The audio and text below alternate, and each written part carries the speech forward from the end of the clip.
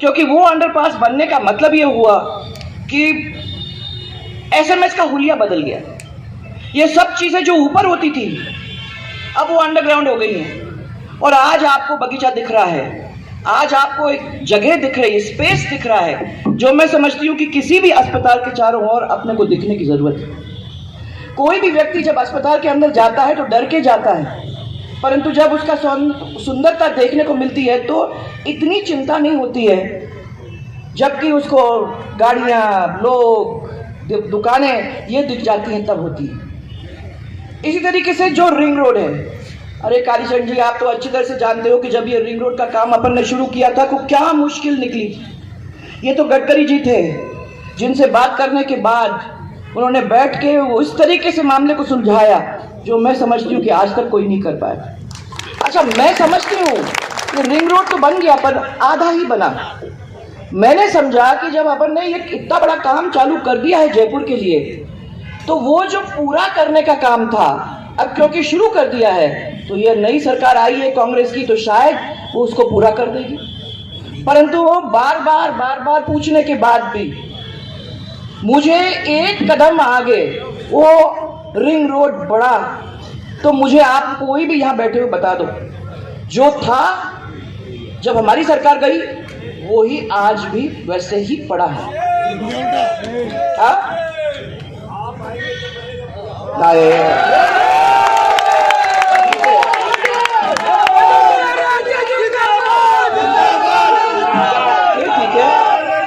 ठीक है, दोनों चुनाव लड़ रहे हैं। ये तो अपन बैठ के इसको एक दफा और गडकरी जी से बात करके इसको पूरा करने का काम होगा जब अपनी सरकार आएगी। ये बात सही कह रहे हैं। दुर्गापुरा का फ्लाईओवर धक्के दे दे के अपन लोगों ने उसको कंप्लीट किया। बीसलपुर का पानी शुरू किया तो अपने समय में, और मैं अभी भी कह रही हूँ कि ईआरसीपी के अंदर जब काम अपन अच्छी तरह से चालू करेंगे तो जो पानी का इंतजाम यहाँ होने वाला है, ऐसी कोई कॉलोनी नहीं रहेगी जिस कॉलोनी के अंदर अपन ये पानी नहीं पहुँचा पाएंगे, इसका मुझे पूरा विश्वास है।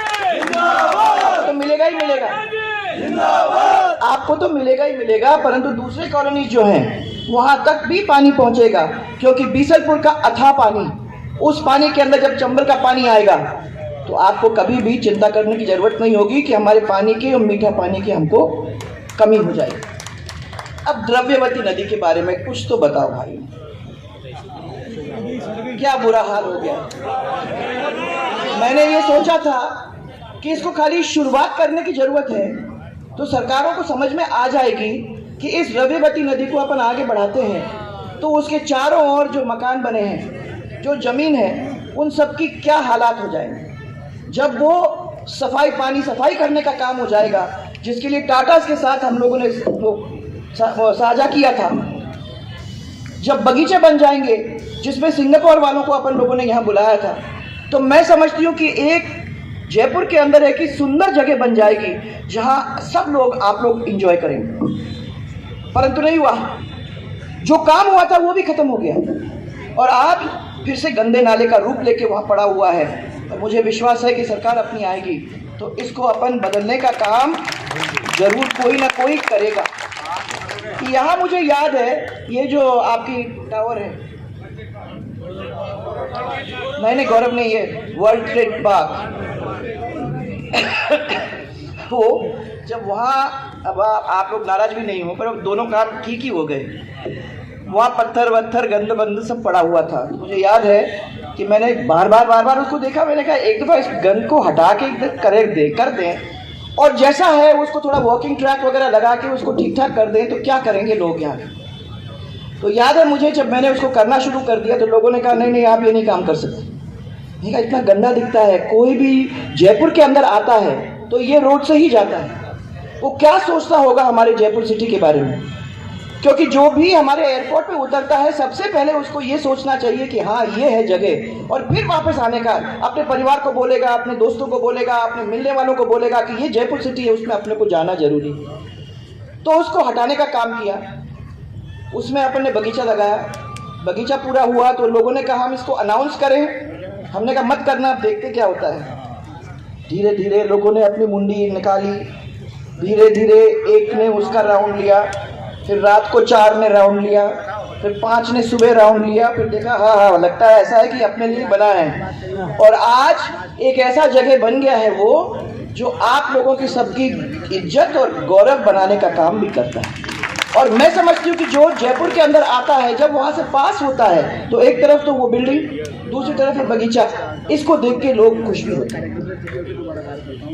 अब इस द्रव्यवती नदी को ठीक करने का काम अपन लोग हाथ में लेंगे और मुझे विश्वास है कि उससे भी बहुत कुछ बदलने का काम अपने को होगा।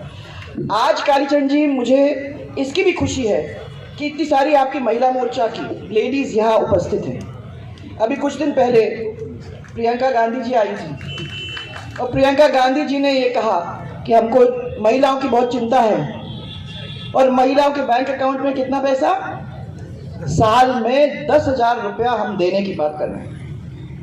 एक मिनट के लिए मेरे मन में ये लगा कि अपनी भामाशाह नारी शक्ति योजना तो थी, उस नारी शक्ति योजना के अंदर अपन लोगों ने बैंक अकाउंट महिलाओं के खुलवाए, बैंक अकाउंट के अंदर महिलाओं को सबसे अहम रूप दिया। उसी स्कीम को अगर ये आगे बढ़ा देते तो जो सरकारी पैसा है वो तो वैसे ही उनके अकाउंट में पड़ जाता, तो 10,000 रुपये भी अगर आप लोग कर देते तो हमें बड़ी खुशी होती। पर मुझे तो डर लगता है क्योंकि ये और इनके भाई जब भी आते हैं और जयपुर वालों को कुछ कह के चले जाते हैं, ये जनता को कुछ कह के चले जाते हैं, तो ये ज़रूरी नहीं है कि उसके ऊपर अडिग रहते हैं। आपको याद होगा किसानों को वादा करके गए थे, अब महिलाओं को वादा करके जा रहे हैं अपनी सिटी में और अपने चारों ओर। मुझे तो विश्वास है कि जो स्थिति उन्होंने अभी बना के रखी है, अगर इसी के हिसाब से वो चलने वाले हैं तो शायद ही महिलाओं को 10,000 रुपये मिलेंगे, किसानों को तो पूरा कर्जा उनका माफ, तो आज तक 5 साल के बाद भी नहीं हुआ। तो ये तो कहने की बातें होती हैं। तो सिटी के अंदर जो मुझे देखने को मिला है, सबसे ज़्यादा दुखी अगर कोई है और महिलाएं हैं तो ये क्राइम की सिचुएशन की वजह से है। और स्पेशली महिलाओं के साथ जिस तरीके से क्रिमिनल एक्टिविटी हो रही है, उससे सब अपनी अपनी बेटियों के बारे में, सब अपने परिवार की लड़कियों के बारे में, महिलाओं के बारे में डरते हैं। मुझे याद है कि जब अपन ने अभय कमांड सेंटर खोल के रखा था, उस अभय कमांड सेंटर के द्वारा कुछ ही देर के अंदर हम उसको देखते हुए लोगों को पकड़ सकते थे जिन लोगों ने कहीं जाके कोई गड़बड़ भी किया है। आज मालूम नहीं उस अभय कमांड सेंटर का क्या यूज़ कर रहे हैं, क्योंकि और यहाँ हम लोगों ने महिला स्क्वाड आप लोगों के लिए बनाया था, जिनको सबको मोटरसाइकिल्स दी हुई थी कि कभी कहीं प्रॉब्लम होती है तो पूरी की पूरी स्क्वाड वहाँ पहुँच के आपकी मदद कर सकती है। जो छोटी छोटी बच्चियाँ थीं उनके लिए लीगल अपन लोगों ने वो निकाला था कि फांसी मिलनी चाहिए ऐसे को जो छोटी बच्चियों के साथ बलात्कार या काम करते हैं। मैं समझती हूँ कि आज अगर उसके ऊपर ही ध्यान दे देते, 2-4 को टांग देते, तो मुझे समझ में, टांग का मतलब ही नहीं फांसी, हाँ मैं किसी को नहीं कह रही हूँ, अखबार वाले बैठे हुए हैं, अगर 2-4 को पनिश कर देते तो सब लोगों को मालूम पड़ जाता कि ये काम अगर हम करेंगे तो सख्त से सख्त एक्शन सरकार लेगी। परंतु किया नहीं है। तो आज हमारे देश के अंदर सबसे ज़्यादा क्राइम अगेंस्ट महिला अगर है तो वो है हमारे राजस्थान के अंदर। कितनी शर्म की बात होती है कि मैं खुद सोचती हूँ कि यहाँ महिलाएं हैं, महिलाएं लीड कर रही हैं। आज नारी शक्ति का वो रिजर्वेशन भी हो चुका है। मैं मोदी जी को धन्यवाद देना चाहती हूँ कि हमको वो मिल गया है। ऐसी परिस्थिति के अंदर नारी शक्ति को भी अब सजग होने की जरूरत है। किसी के भाग के किसी के सामने हाथ जोड़ने की जरूरत नहीं है। अब अपने को अपने राइट के लिए लड़ने की जरूरत है, क्योंकि लोग यही समझते हैं कि अरे वो तो क्या कुछ भी कोई बोलने वाली है नहीं। ये सरप्राइज आपको जयपुर के अंदर देने की जरूरत है। कालीचरण जी, आपका तो प्लेट भरा हुआ है, आपके इतने सारे परिवार के लोग यहाँ बैठे हुए हैं।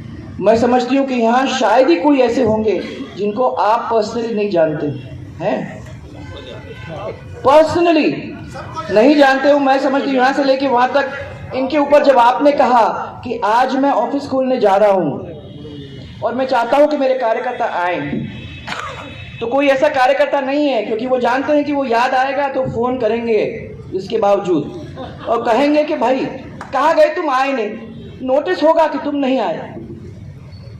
ये बात बहुत अपने आप में एक अच्छी चीज़ है। मैं आपको बधाई देना चाहूँगी, पहले ही देना चाहूँगी कि सबसे पहले तो आप आ गए, आप फिर से संभालो, प्यार से संभालो, छाती से लगा के। और भाभी जी पूरा परिवार है, सब लोग इस परिवार को अपने गले से लगाएंगे, इनको आगे ले जाएंगे, और फिर तो हम भी खड़े हैं आप लोगों के पीछे। जितनी थोड़ी बहुत सेवा हम लोग कर सकते हैं वो कहीं नहीं करें। आप सबको मेरा बहुत सारा प्यार, मेरा बहुत सारा धन्यवाद, और मेरा आग्रह है कि इसको अपने को रिकॉर्ड, ऐसे पिछले बार जैसे नहीं भाई, हाँ ये नहीं, मेरे को यार ये 1700 1800 से मजा नहीं आता भाई, कितना 50,000 एक कविता वाले। अब की बार 51,000 पार, अपन सनातन वाले हैं, शुभ अंकों में चलते हैं, ऐसे नहीं चले। मैं इसीलिए आपको कह रही हूँ कि आज अपन कह के जा रहे हैं, आपने 50,000 यहाँ कहा है, 50,000 और 50,000 से ज़्यादा ही मानने की बात है, इसलिए थोड़ा मेहनत करो। अरे हम तो जीते ही बैठे हैं, ये नहीं चलेगा। जीते ही बैठे को आप लोगों को जाके मेहनत करने की ज़रूरत है। हम भी हैं, हम लोग सब आपके साथ हैं। महिला मोर्चा को मेरा स्पेशल प्रणाम, और मेरा स्पेशल प्रणाम मेरे सब यहाँ बैठे हुए प्रेस के लोग हैं, उनको सबको मैं धन्यवाद देना चाहती हूँ। आप लोग इतने अच्छी तरह से, जोरदार तरीके से कालीचरण जी को मजबूत करने के लिए आज यहाँ आए हो। आप सबको मेरा धन्यवाद, और यहाँ सब लोगों को जो भी टाइम निकाल के इसके बीच में यहाँ आए हैं, उन सबको मेरा धन्यवाद। और ये तो शुरुआत है, मुझे विश्वास है कि अच्छी तरह से जीत कर जाने का काम आप लोग मिलकर करोगे। आपको बहुत बहुत मेरा धन्यवाद और मेरा बहुत सारा प्यार। जय जय राजस्थान। बहुत बहुत धन्यवाद माननीय वसुंधरा जी का। मेरे साथ जय जय राजस्थान, जय जय राजस्थान, जय जय राजस्थान, जय जय राजस्थान।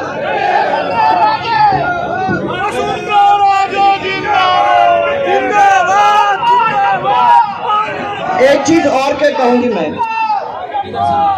एक चीज और करूंगी। गुरु रामदास जी की जयंती है आज। मैं आप लोग सबको उनकी जयंती के इस पर्व पर बहुत सारी शुभकामनाएं देना चाहूंगा। बहुत बहुत धन्यवाद।